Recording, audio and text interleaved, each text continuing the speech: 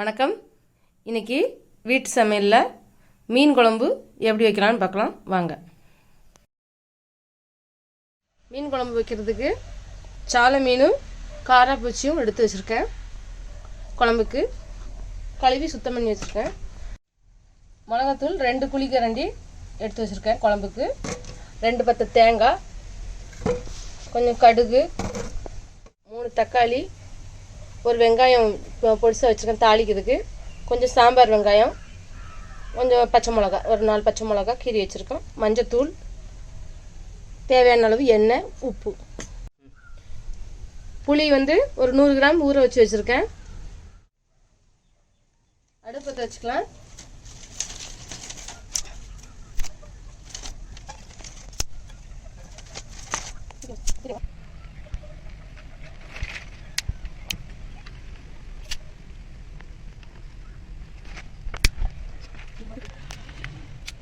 அடுப்பில் கடாய் வச்சுக்கலாம். சட்டி நல்லா காஞ்சிருச்சு. 4 டேபிள் ஸ்பூன் எண்ணெய் ஊற்றிக்கலாம். கடுகு விட்டுக்கலாம். எண்ணெய் காஞ்சிருச்சு.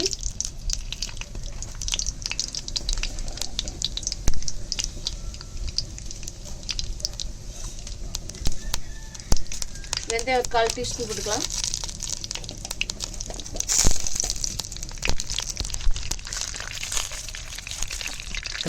கடுகு நல்லா வெடிச்சிட்டு வெட்டி வச்ச வெங்காயத்தை போடலாம்.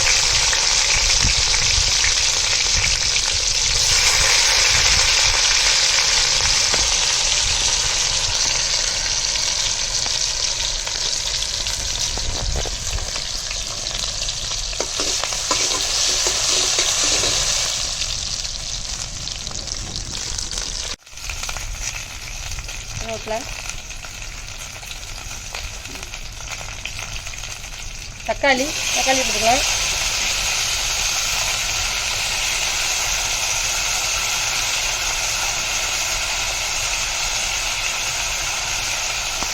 பச்சை மிளகாய்,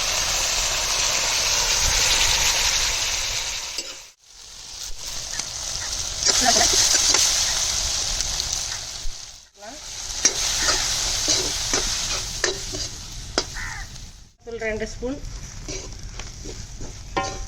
எல்லாம் ஒன்று போல் கலந்து விடுங்க. நல்லா இந்த ஊற வச்ச புளியை நல்லா கல்லுப்பு போட்டு நல்லா பிசைஞ்சு கழுவிக்குவாங்க.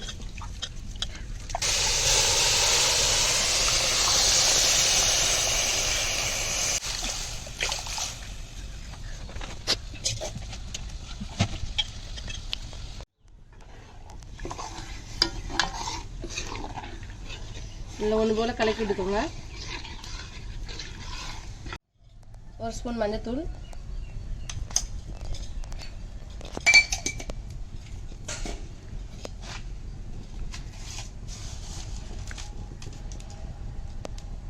தேவையான கல்லுப்பு, புளி கூட நம்ம போட்டு கரைச்சிருக்கோம், அதனால கொஞ்சம் பார்த்துக்கலாம். கொஞ்சம் போட்டுக்கோங்க.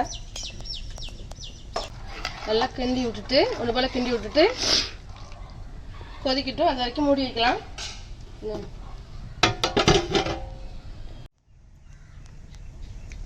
2 பத்தை தேங்காய் வெட்டி வச்சுருக்கு, கொஞ்சம் உரித்து வச்ச வெங்காயம், சாம்பார் வெங்காயம், இதெல்லாம் சேர்த்து ஒன்றா நைஸாக அரைச்சி வச்சுக்கலாம். குழம்பு வச்சிருச்சு. இப்போ இந்த அரைச்சி வச்ச தேங்காய் வெங்காயம் இதில் கலந்துடலாம்.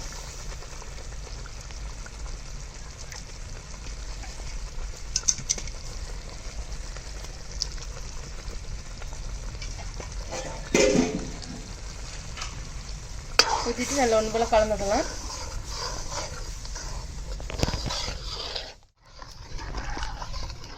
நல்லா கிண்டி விட்டுட்டு உப்பு பத்திரம்னா போட்டுக்கோங்க. இது இன்னொரு நல்லா கொதிக்கட்டும். கொஞ்சம் ஒரு கொதி வந்தோடனே மீன் போடலாம். மூடி வச்சுக்கலாம்.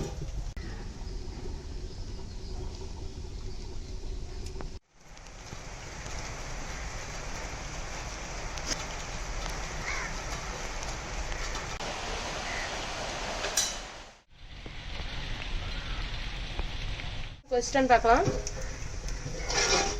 குழம்பு நல்லா கொதித்து வத்திருச்சு. இந்த டயத்தில் மீன் போட்டுக்கலாம்.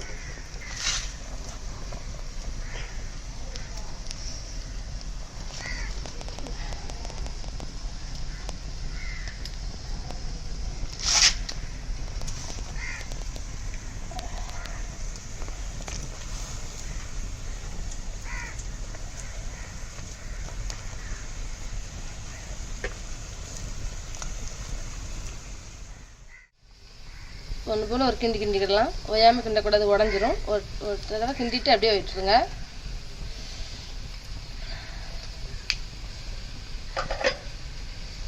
மீன் வேகட்டும், மூடி வச்சிடலாம்.